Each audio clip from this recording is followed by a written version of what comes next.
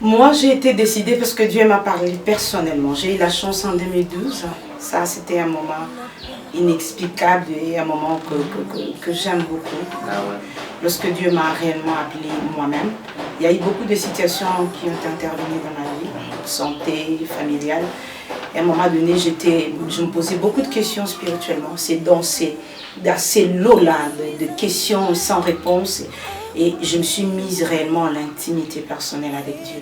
J'ai développé l'intimité comme pas possible. J'ai cherché Dieu dans la profondeur. Je n'attendais plus que les pasteurs me disent quoi faire. J'ai cherché moi-même Dieu. J'avais des temps de prière chez moi à la maison. J'ai prié. Bon, heureusement, l'appel m'est apparu. J'étais déjà mariée. Alors, j'ai choisi, j'ai fait des prières seule. J'ai commencé à vraiment entrer en profondeur à l'intimité avec la parole de Dieu et avec les choses de Dieu. Je voulais comprendre ce que je sentais en moi. Ces besoins de lire la parole de Dieu, de chanter, de louer. Je voulais comprendre ce qui m'arrivait. C'est à ce moment-là que l'appel de Dieu m'est apparu. Déjà, en étant ancré et en faisant confiance en Dieu et au Saint-Esprit, et surtout, la Bible nous dit « tout m'est permis, mais tout n'est pas utile ». Il faut savoir c'est quoi l'utilité dans tout ce que je fais. La pression est là, oui. Les amis sont là. Est-ce que le acte que je suis en train de poser est utile pour moi? Est-ce que c'est utile d'abord pour ma vie, hormis ma vie spirituelle? Est-ce que les actes que je pose est important pour ma vie de demain? Est-ce que c'est important que je fasse tel acte ou tel autre?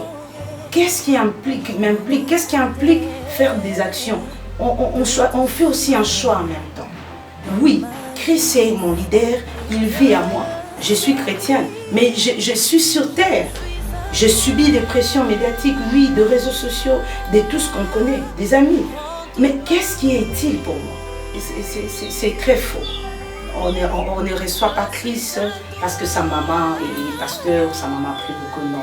Ça, c'est l'idée erronée de la présence de Dieu ou de la foi qu'il faudra qu'on recadre un peu avec notre vie quotidienne chrétienne.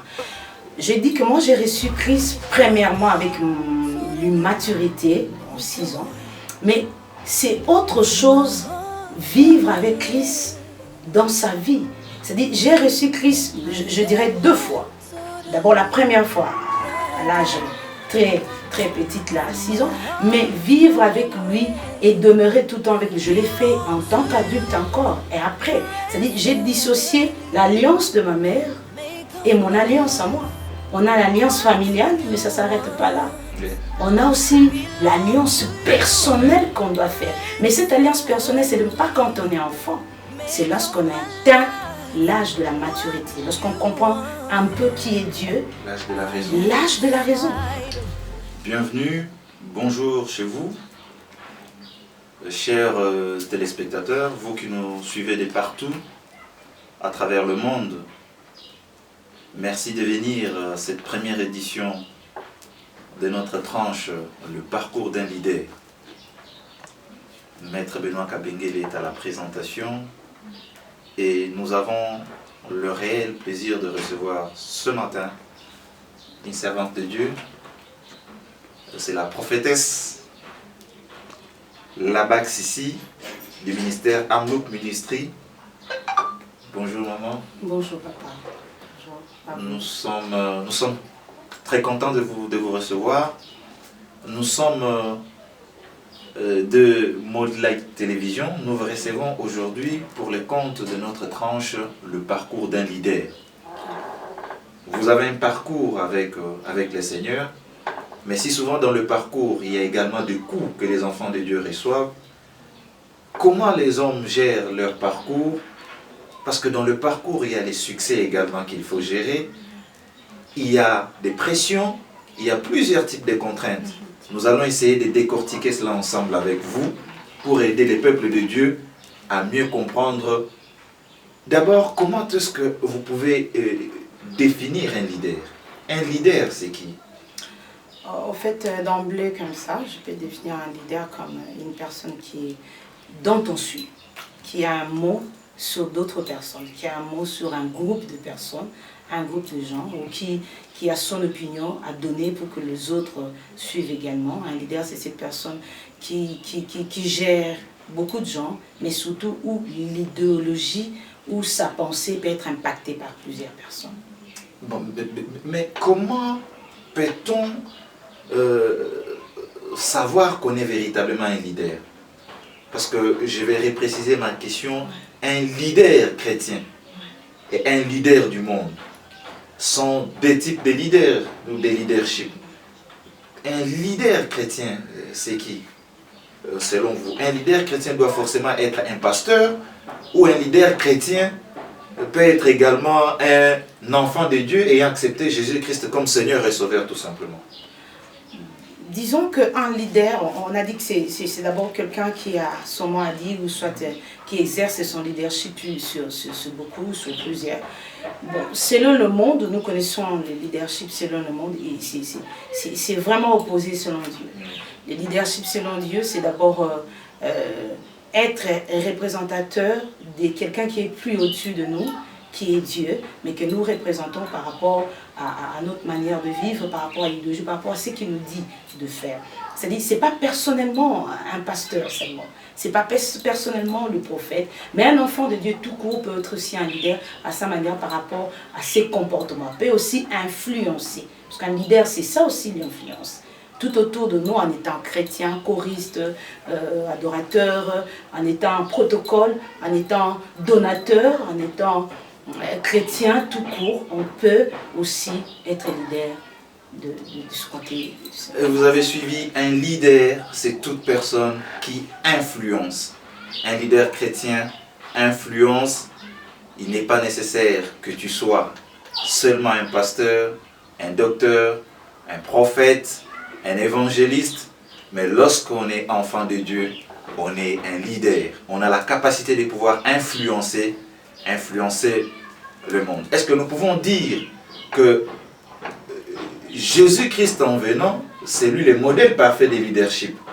Et lorsqu'il dit aux apôtres de rester dans la chambre haute, d'attendre le Saint-Esprit, il dit, vous recevrez le Saint-Esprit survenant sur vous, vous serez mes témoins. Donc, c'est le Saint-Esprit qui donne la capacité aux enfants de Dieu d'être des vrais leaders. Ou c'est le fait tout simplement des enfants de Dieu de dire, bon, moi je me comporte comme un leader tout court. Ou c'est le Saint-Esprit lorsqu'il est en nous qui fait de nous des leaders en fait? Absolument. Vous l'avez dit tantôt que Jésus-Christ est le leader par excellence. Yes. En fait, c'est lui d'abord le leader. C'est lui qui nous a influencés. Pour qu'on arrive à être enfant de Dieu, pour qu'on arrive à le croire, il y a eu d'abord Jésus-Christ qui nous a influencés. Il a influencé les apôtres ont influencé le monde. Il est d'abord leader et il est très important, absolument important, que nous ayons le Saint-Esprit en nous. Pour bien mener, parce que ce que nous offrons au monde, ça ne vient pas de nous, mais ça vient de lui. Amen. Comment nous pouvons influencer le monde par rapport à une personne qu'on ne connaît pas, par rapport à une personne dont on n'a pas l'intimité? C'est impossible. Bon, parce que je vous relance par rapport à cette question-là. Vous dites que il est le leader. Jésus-Christ est le leader par excellence. Donc Jésus-Christ nous a tous influencés. Absolument. Alors, nous pouvons échanger sur votre parcours. Comment vous avez été influencé par Jésus? Okay. Comment avez-vous reçu Jésus-Christ comme Seigneur et Sauveur? Moi, bon, j'ai une histoire particulière avec Dieu. C'est comme tant d'autres enfants de Dieu. Ils ont leur histoire personnelle.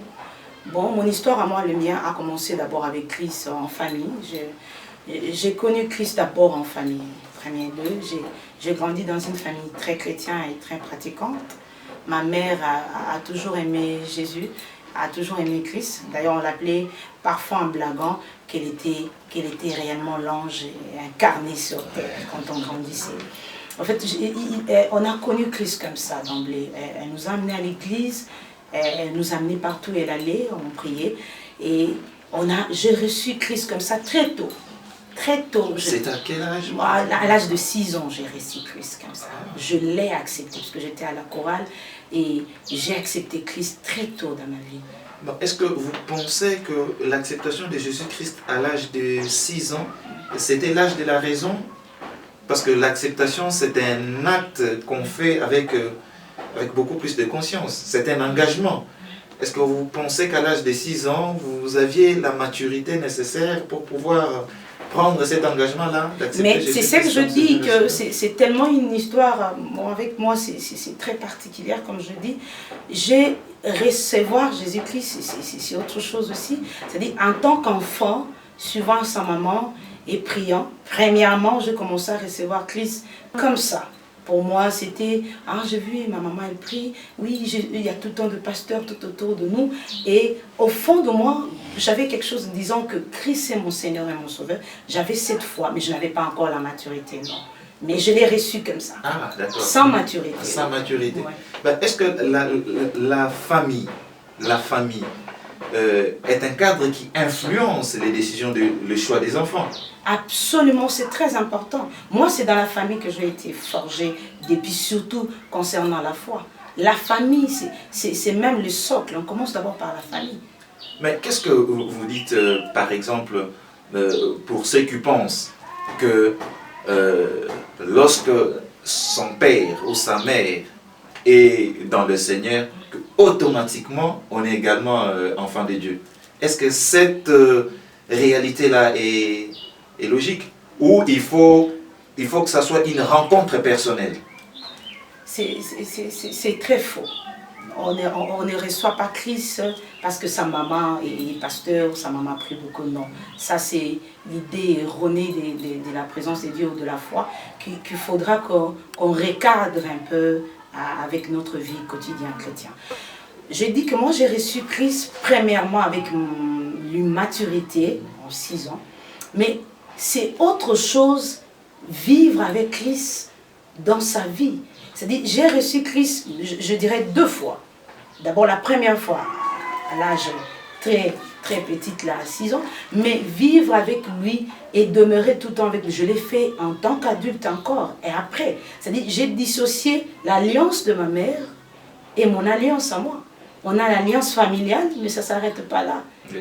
On a aussi l'alliance personnelle qu'on doit faire. Mais cette alliance personnelle, ce n'est pas quand on est enfant. C'est lorsqu'on a atteint l'âge de la maturité. Lorsqu'on comprend un peu qui est Dieu. L'âge de la raison. L'âge de la raison. Ça devient notre seconde acceptation. On l'a accepté, mais l'alliance dont on a accepté, c'est l'alliance d'Abraham. Mais Isaac devait faire aussi une autre alliance avec Dieu.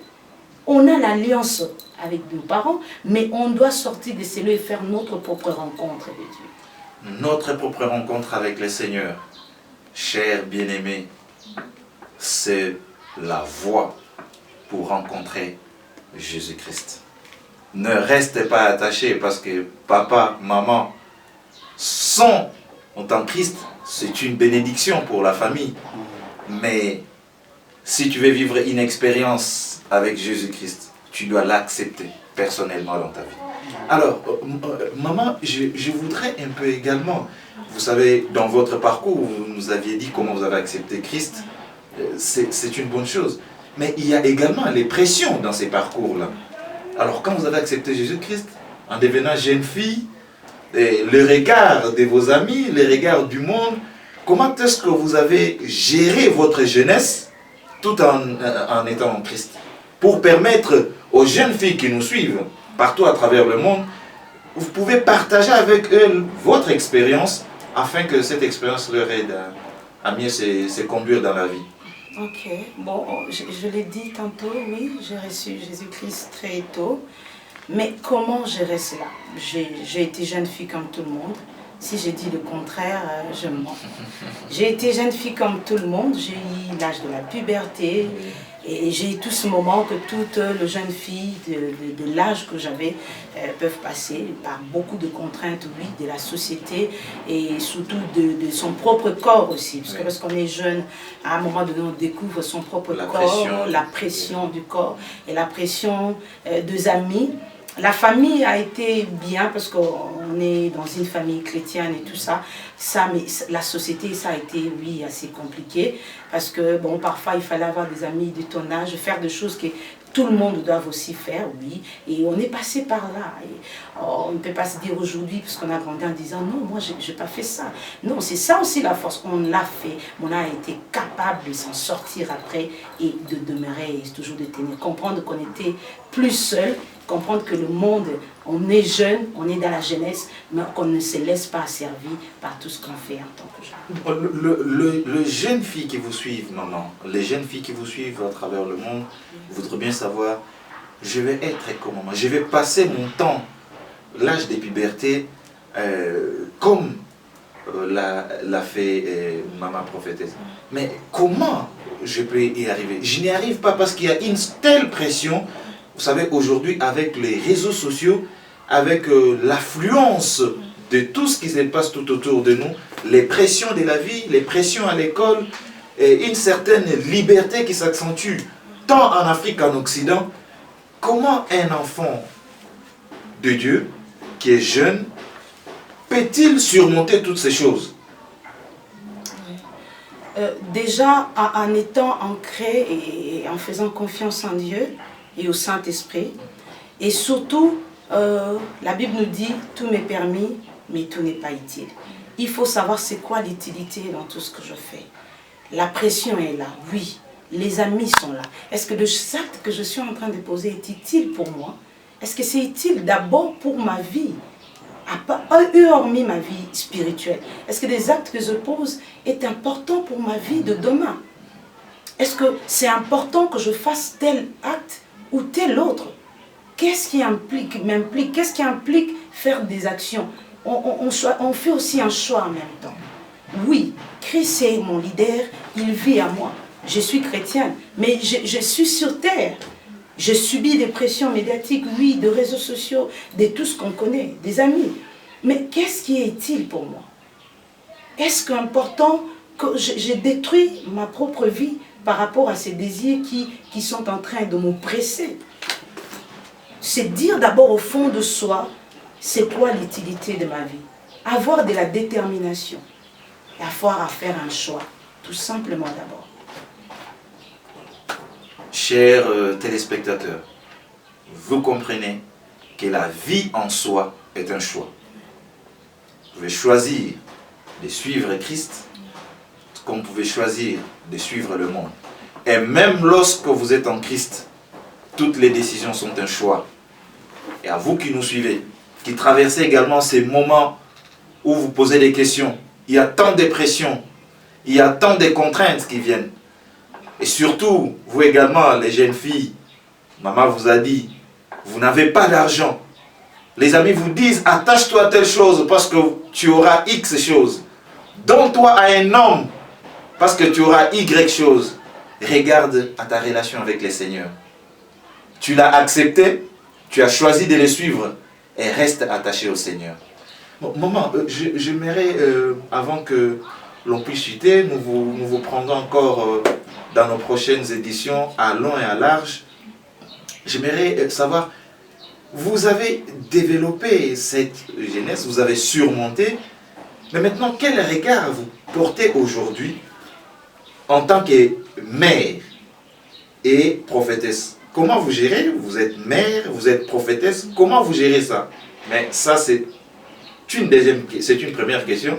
Mais j'aimerais dire que la première de toutes les questions, comment vous avez senti que vous aviez un appel de Dieu dans ces parcours? Un appel à l'exercice d'un ministère particulier.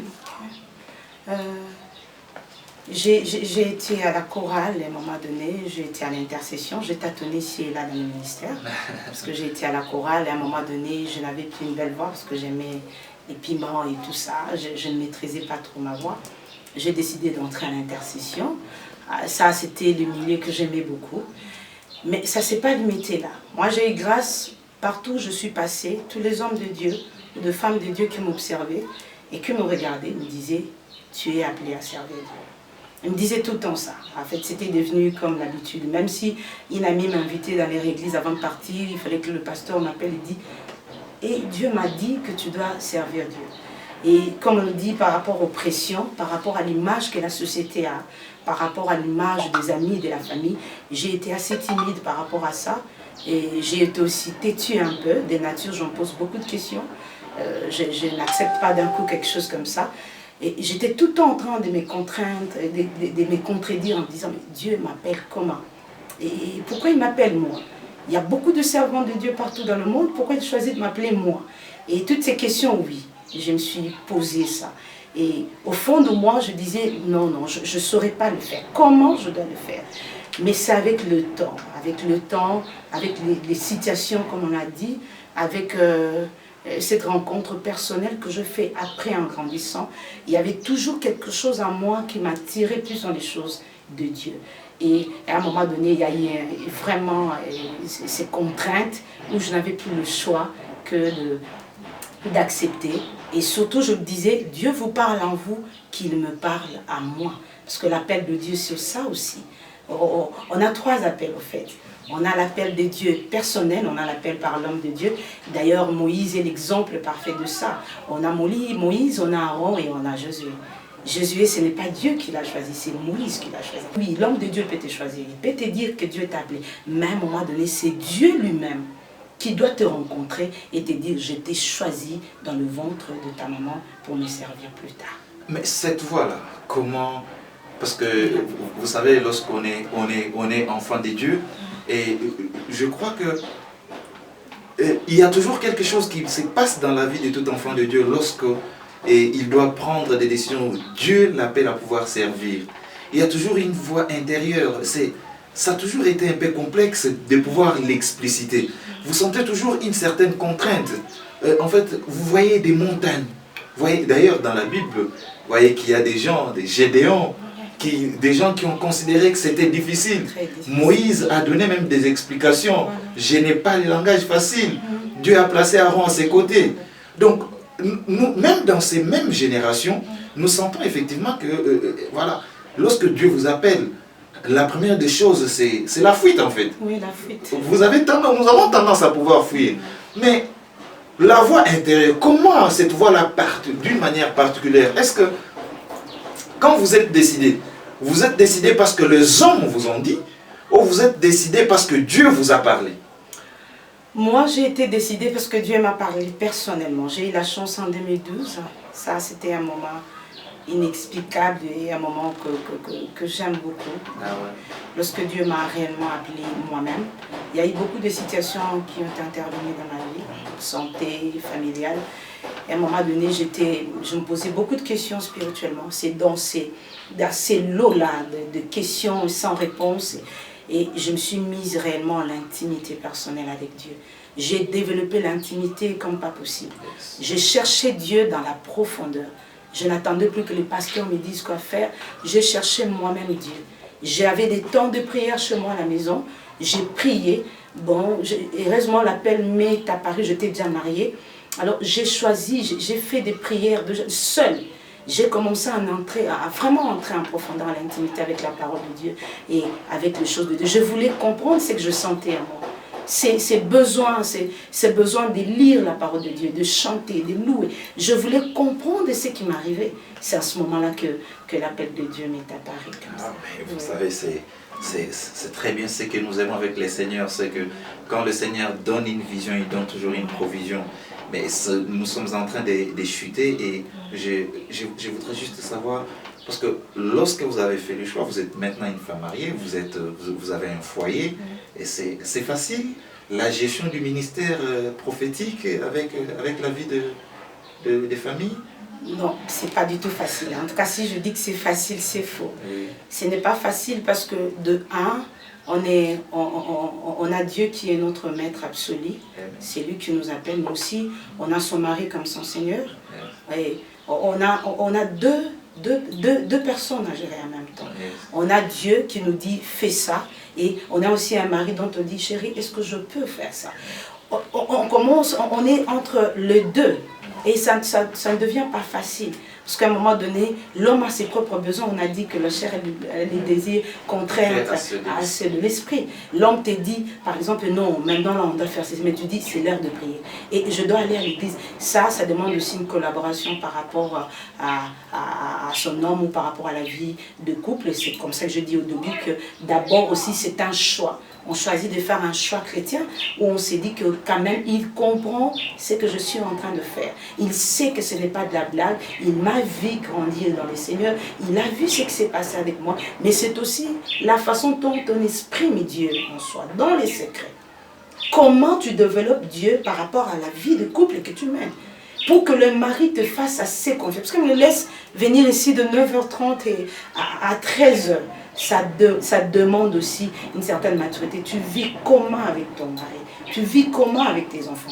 Comment tu départages ton temps? C'est là qu'on a dit que tout m'est permis, mais tout n'est pas utile. On commence maintenant à choisir l'utilité, l'agréable à l'utilité. On choisit son temps. On sait qu'à telle heure, je dois entrer en intimité avec Dieu. Moi, je travaille. À telle heure, il faut travailler. À telle heure, il faut aller à l'église. Et on commence à choisir de moments. Ce qui n'est pas utile, on jette. Ce qui est utile, on met ça en pratique pour que tout ça s'accomplisse. Maman, quel conseil vous donnerez à ceux qui vous suivent, qui sont comme vous, mais qui sentent un appel de la part du Seigneur, qui sentent cette pression-là, mais par moments qui se disent, ça ne sera pas facile en tant que femme. Quelle procédure? Comment ces femmes peuvent-elles se comporter? Est-ce parce que l'appel est pressant que les femmes vont dire, bon, moi j'y vais même contre la volonté de mon mari, ou il faut à tout prix chercher un compromis, ou également prier à ce que Dieu puisse convaincre ça. D'abord, Dieu c'est un Dieu d'ordre, ça il faut le savoir. Dieu n'est pas un Dieu de désordre. Amen. Dieu ne t'appelle pas pour après que tu aies des problèmes dans ton foyer. D'ailleurs, quand Dieu nous appelle, c'est pour arranger aussi certains problèmes qu'on ne peut pas arranger seul. Et il veut qu'on devienne collaborateur avec lui, comme ça ils vont entrer et tout ça. Et il faut se laisser aller. C'est pas facile en tant qu'humain, oui. On se pose beaucoup de questions. Il y a la contrainte de la société, de la famille. Il y a même de la belle famille en même temps et du mari. On ne peut pas dire à tout prix je le fais, non. On demande au Saint-Esprit de convaincre aussi les maris en même temps. Si Dieu t'a convaincu, il est capable de convaincre aussi ton homme, ton partenaire. Et comme ça, on les fait en harmonie. Tu ne fais pas de choses en partant à la tétutesse. La tétutesse n'est pas de Dieu. La tétutesse, c'est hors Dieu. C'est l'esprit du diable. Tu ne peux pas te dire, je m'oppose. Ton homme, c'est ton maître à la maison. Tu ne t'opposes pas à lui. Tu demandes aussi son avis. Mais en même temps, tu vis dans tes comportements, comme je l'ai dit, ta façon de vivre.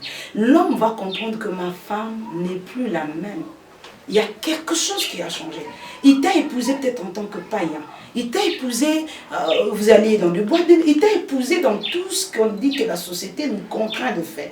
Mais à un moment donné, l'homme sent en toi un changement absolu. Tu n'es plus la même femme. Tu te bats pas avec lui à tout moment inutilement. C'est-à-dire l'homme comprend que non, il y a quelque chose qui a changé. Il y a réellement Dieu. Lorsque l'homme sent ça, il ne t'empêche pas. Il t'aide même à aller de l'avant. Il te donne même les transports. Il te dit va chercher Dieu. Il te rappelle même que tu n'oublies pas qu'il y a intercession aujourd'hui. L'homme sent ce fruit parce que le fruit du Saint-Esprit, Dieu en soi, transforme tout en nous. Transforme même notre vie de couple. Notre conception du mariage. Et l'homme te permet comme ça, sans effort. L'homme te laisse faire parce que l'homme s'est dit, je suis en dessous de Dieu. D'abord, c'est Dieu. Et c'est avec cette ambiance que l'homme même t'appuie. Il te soutient maintenant dans les ministères. Parce que ce n'est pas facile. L'homme doit te soutenir dans ce que tu fais dans les ministères. Gloire soit rendue au Seigneur. Merci, Maman Labak Sissi. Serviteur de Dieu, merci beaucoup de nous avoir accordé ces instants. Le peuple de Dieu a été béni. Nous sommes bénis parce que, comme nous le disions, chers téléspectateurs, la vie avec Dieu est une relation. Et Maman l'a dit, Dieu est un Dieu d'ordre. Et dans le parcours, vous pouvez trouver des contraintes, vous pouvez recevoir des coups. Tout leader que nous sommes, vous devez toujours comprendre que nous devons continuer à faire confiance à Dieu. Faire confiance à Dieu, avoir la foi. Comme la Bible le définit, la foi est une ferme assurance des choses qu'on espère. On dit une ferme assurance. Sois ferme, toi leader, dans ce parcours. Nous ne connaissons pas en quoi tu traverses. Nous ne connaissons pas qu'est-ce que tu as comme situation. Mais tout ce que nous savons faire confiance en Dieu. Parce que nous avons un Père responsable. Merci de nous avoir suivis. Merci à tous ceux qui vont prendre leur temps pour pouvoir suivre cette émission. Notre prière est levée de nos cœurs. Que Dieu vous bénisse partout où vous êtes. Que Dieu vous soutienne. Vous tous, leaders, c'était votre émission Parcours d'un leader. Maman, vous pouvez laisser vos coordonnées pour tous ceux qui veulent vous suivre ou entrer en contact avec vous. Nos coordonnées, oui, bien sûr, pour l'amour de Dieu et pour l'amour de Dieu. Pour l'amour des âmes, oui. Pourquoi pas, on est disponible là par rapport aux questions et réponses. Et c'est les 081 36 69 274. On met notre code de 243 81 36 69 274. Voilà. Merci à tous ceux qui nous ont suivis. Le prochain rendez-vous, c'est bientôt dans Parcours d'un leader avec un autre invité et pour une autre rencontre.